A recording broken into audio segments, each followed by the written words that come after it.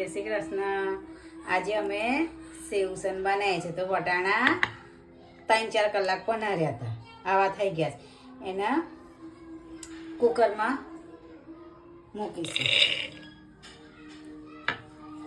2 વાટકી પાણી રેડ્યું છે અને થોડું મીઠું નાખીશું. પછી તો આપણે બીજા રસામાં મીઠું નાખવાનું જ છે, એટલે અત્યારે થોડું નાખીશું. એનું કુકરનું ઢાંકણ બંધ કરી અને 2-3 સીટી આવવા દઈશું. ગ્રેવી માટે બનાવવા 5 ડુંગળી લીધી છે મેં, 2 ટામેટા, આ લસણ આટલું છે, પછી 1 ચમચી કુમતી મરચું, 2 ચમચી લાલ મરચું તીખું મરચું, 1 ચમચી ગરમ મસાલો, 1 ચમચી ધાણા પાવડર, મીઠું તો સ્વાદ અનુસાર. પછી આ સેવસનનો મસાલો છે એ બી 2 ચમચી, અને 1 ચમચી હળદર, અને 1 મોટી ચમચી બેસન.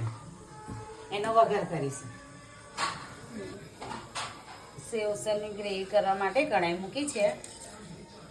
એમાં 2-3 મોટી પરી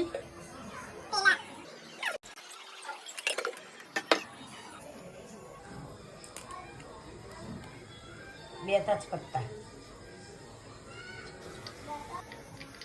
તેલ થોડું ગરમ થઈ જાય એટલે ડુંગળી એડ કરીશું, કાપેલી સમારીશું. એના પછી લસણ કૂટી કાઢ્યું છે, લસણ એડ કરીશું.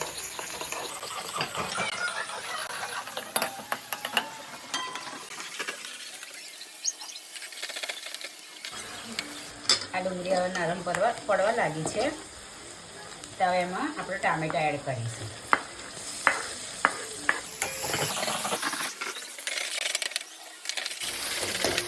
આપણે મીઠું લીધું તો સ્વાદ પ્રમાણે નાખવાનું છે.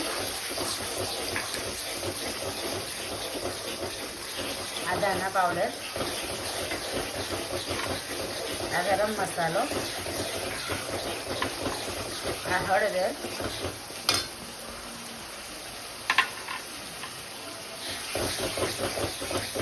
આ લાલ મરચું પાવડર તીખું, પટની, અને આ કલર લાવવા માટે કુલથી લાલ મરચું.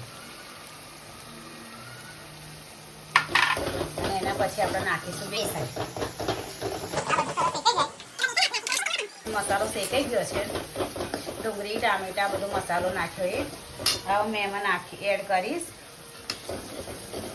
આમ 1 ચમચી મોટી લીધી તું બેસન, એને એડ કરીશ. એને બી સરસ શેકાવા દઈશું. સુગંધ આવશે પછી પાણી રેડીશું.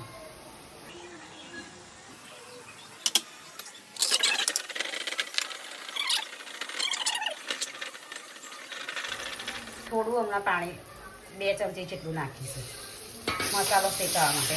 શેકાય છે, તેલ છોડવા લાગ્યું છે. હવે મસાલા તેલ છોડવા લાગ્યું છે.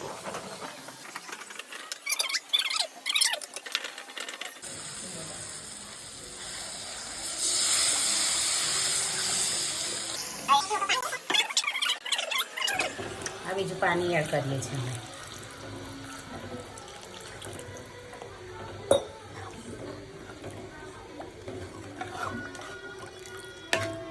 દેખો કેવો મસ્ત સરસ હોટલ જેવો રસો તૈયાર થઈ ગયો છે.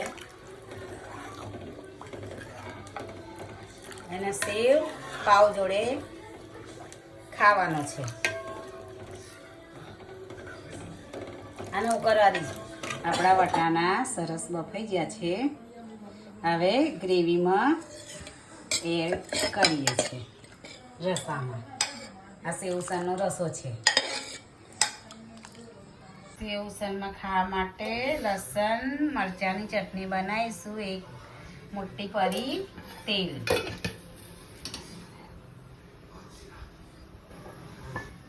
એમાં લસણ જશે.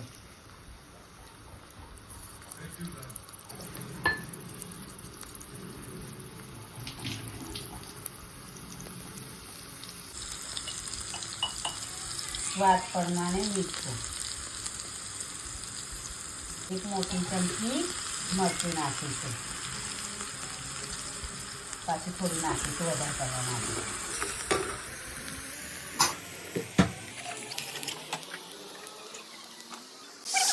આપણું ચટાકેદાર સેવસન તૈયાર થઈ ગયું છે. ગરમ ગરમ સર્વ કરી શકો.